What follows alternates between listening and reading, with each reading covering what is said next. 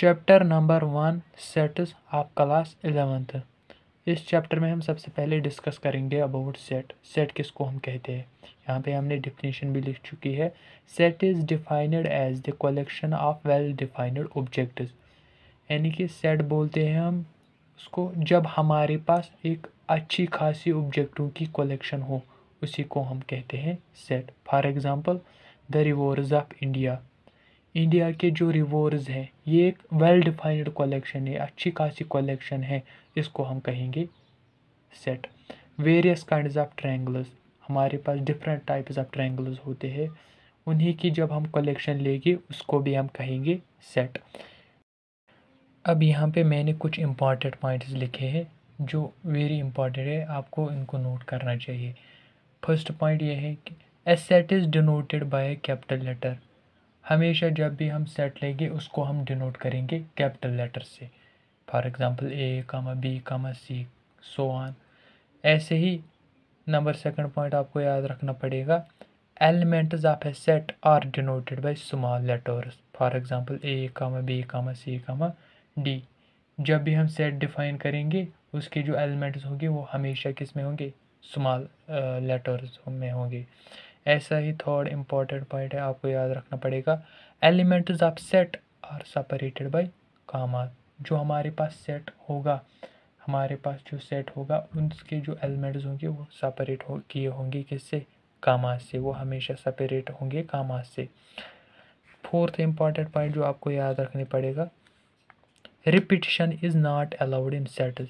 जो हमारे पास सेट होंगे उनमें रिपीटिशन अलाउ नहीं होगी। फॉर एग्जांपल यहाँ पर हमने एक एग्जांपल लिया 1 2 3 3 4, यानी कि कोई भी एक एलिमेंट दोबारा नहीं आ सकता है सेट में, इसलिए यहाँ पर हमने लिया था ए इज इक्वल टू 1 2 3 हम किसी भी एलिमेंट को दोबारा नहीं लिख सकते सेट में, इसलिए इस सेट को हम इस तरह लिखेंगे ए इज इक्वल टू 1 2 3 4। इसी तरह से एक और पॉइंट इम्पॉर्टेंट है जो आपको याद रखना पड़ेगा, आर्डर इज़ नॉट नेसेसरी। इसका मतलब क्या है कि आर्डर ज़रूरी नहीं है, यानी कि जो हमारे पास सेट होगा इसमें हम एलिमेंट्स किस तरह लिखेंगे ये मैटर नहीं करता है। फॉर एग्जांपल ए सेट 1 2 3 4, हम इस तरह भी लिख सकते हैं, ये मैटर नहीं करता है कि हम इसी तरह लिखेंगे 1 2 3 4, हम इस तरह भी लिख सकते हैं इसको 4 3 2 1। दैट इज़ वाई कि order is not necessary, sets में आर्डर ज़रूरी नहीं है, हम किसी भी तरह लिख सकते हैं, चाहे हम सेकेंड सब किस से असेंडिंग में लिखें डिसेंडिंग में लिखें। हमारे पास अगर एग्जांपल और भी है इस तरह पर बी एक सेट है, इसमें एलिमेंट्स है ए बी सी डी, हम इस तरह भी लिख सकते हैं इसको B equals to D C B A. ये इम्पॉर्टेंट पॉइंट है कि आर्डर इज़ नॉट नेसेसरी। अब यहाँ पे टॉपिक है representation of a set. Set को हम रिप्रेजेंट किस तरह करते हैं, कैसे करते हैं, या फार्म्स ऑफ सेट भी कहेंगे इसको। हमारे पास जनरली दो फार्म्स है, एक है टेबुलर फार्म जिसको हम और एक नाम से भी जानते हैं रोस्टर फार्म, और दूसरे है सेट बिल्डर फार्म या रोल फार्म उसको कहते हैं। हम देखते हैं पहले इसकी फर्स्ट फार्म जिसको नाम है टेबुलर या रोस्टर फार्म भी इसको कहते हैं। इस फार्म में हम सेट को किस तरह डिफाइन करते हैं, आइए देखते हैं। It is that form in which we list the elements of a set within two curly brackets. For example अगर हम लेंगे a इक्वल्स टू 1, 2, 3, 4, 5.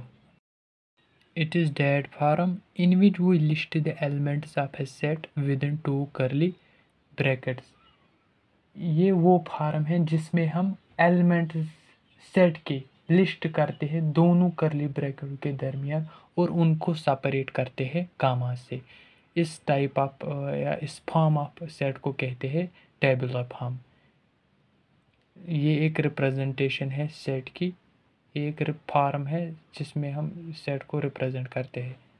अब दूसरी जो फॉर्म है उसको कहते हैं set builder form.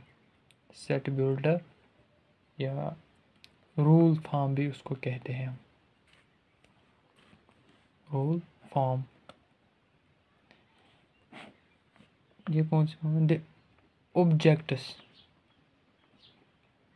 the objects of set are denoted by a small letter of English alphabet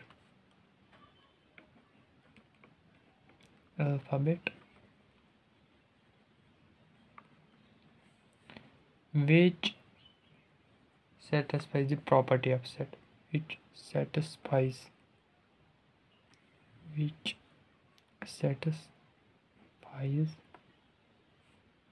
the property of a set.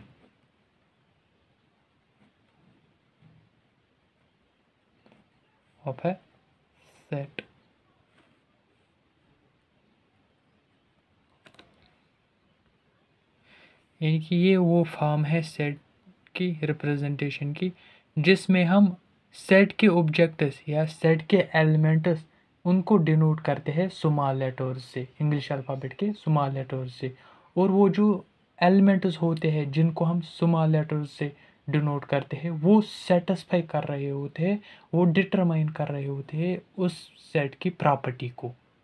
ठीक है, फॉर एग्जांपल अगर हम लेंगे यहाँ पे ए इज़ द सेट, इसको पढ़ा जाता है इस तरह, A is the set of x such that x is a natural number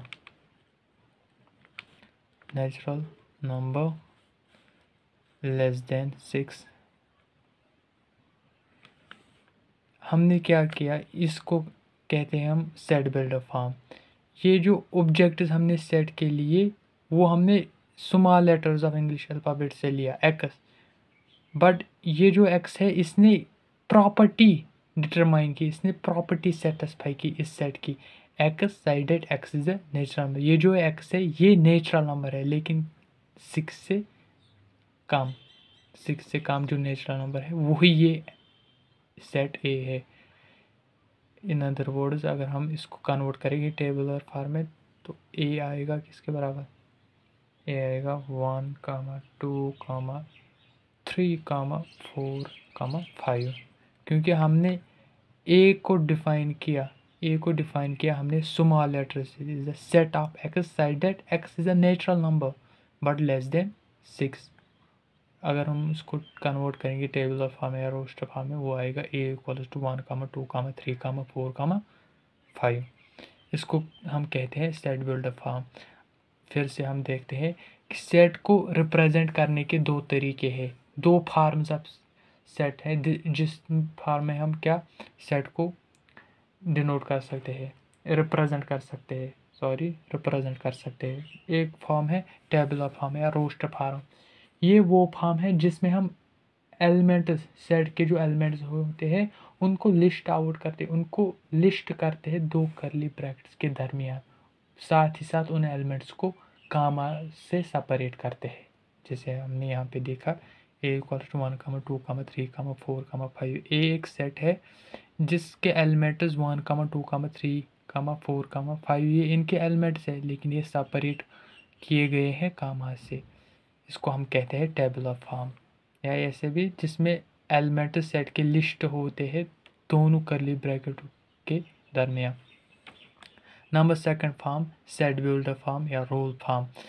जब भी ऑब्जेक्ट्स सेट के या एलिमेंट्स जिनको हम कहते हैं मेंबर्स भी कभी कभी, वो जब डिनोट किए जाएंगे स्मॉल लेटर से, जब वो डिनोट किए जाएंगे स्मॉल लेटर से, इंग्लिश अल्फ़ाबेट के स्मॉल लेटर से, और जो वो लेटर्स होंगे वो सेटिस्फाई कर रहे होंगे, डिटरमाइन कर रहे होंगे प्रॉपर्टी सेट की प्रॉपर्टी बता रहे होंगे, तब उस फॉर्म को कहते हैं roll form of set. For example यहाँ पे हमने सेट लिया है A, the set of X side that X is a natural number less than C. यहाँ पे ये फॉर्म है सेट की, हमने एक स्मॉल लेटर लिया है इंग्लिश अल्फ़ाबेट में एक्स, साइडेड ये जो एक्स है ये सेटिस्फाई कर रहा है, इसकी प्रॉपर्टी बता रहा है x side x is a natural number but less than 6। अगर हम टेबल ऑफ फॉर्म में देखेंगे ना, ए इज इक्वल टू 1, 2, 3, 4, 5। अब साथ ही इसमें एक और हमारे पास टॉपिक आता है, वो है टाइप्स ऑफ सेट्स की, लेकिन वो हम दूसरे लेक्चर में पढ़ेंगे। कुछ इंपॉर्टेंट पॉइंट्स है जो मैं आपको बताऊंगा, उनमें से आपको रखना होगा याद कि जो एन होगा इसको हम हमेशा याद रखना कि